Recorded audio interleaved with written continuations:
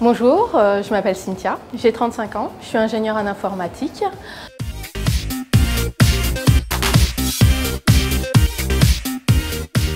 L'origine de mon surpoids date d'une déception sentimentale et d'un laisser-aller, il faut l'avouer. J'aimerais perdre 10 kilos actuellement. Ça me permettrait d'avoir une plus grande confiance en moi et puis mieux me percevoir par rapport aux autres.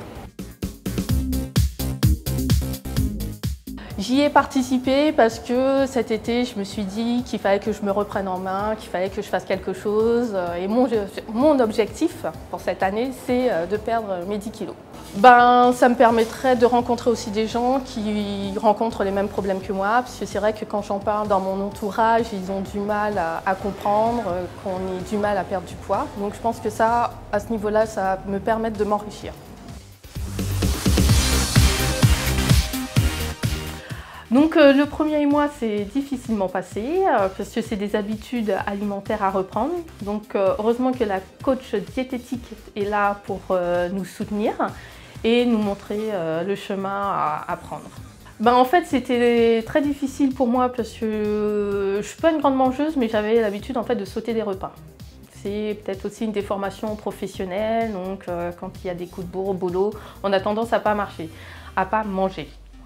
Mais donc là en fait c'est reprendre des repas équilibrés, mettre des légumes, des féculents, des protéines dans le repas. Il y a des choses qui sont plus à manger le midi que le soir, donc c'est vrai que ça, quand on n'a pas l'habitude de manger comme ça, c'est assez contraignant. Au début de l'aventure, je voulais perdre 10 kilos. Donc voyant que le premier mois j'ai à peine perdu 1 kg, donc je me dis qu'on va prendre des objectifs un peu plus raisonnables. Donc si j'arrivais à perdre au moins 3-4 kg, je serais super contente.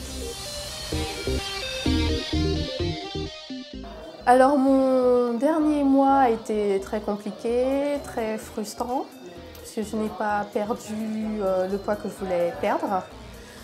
Mais en fait, du fait d'être en contact avec les autres participants, ça a permis en fait de garder ma motivation. Alors, par rapport à mon objectif initial, donc j'ai pas du tout atteint mon objectif, je suis même un peu déçue.